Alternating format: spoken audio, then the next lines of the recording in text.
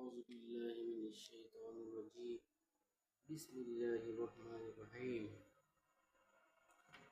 عن أبي هريرة رضي الله تعالى عنه قال قال رسول الله صلى الله عليه وسلم اجتنبوا السبع الموبقات. قالوا يا رسول الله وما هن؟ قال الشرك بالله والسحر وقتل النفس التي حرم الله إلا بالحق وأكلوا الربا وأكلوا مال اليتيم والتولي يوم الزحف وقذف المحصنات المؤمنات الغافلات متفق عليه। হাদিসের অনুবাদ হচ্ছে হযরত আবু হুরায়রা রাদিয়াল্লাহু তাআলা হতে বর্ণিত।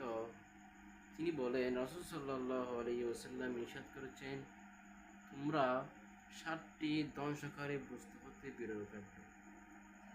সাহাবীগণ জিজ্ঞেস করলেন, হে আল্লাহর রাসূল, সেই বস্তুগুলো কি কি?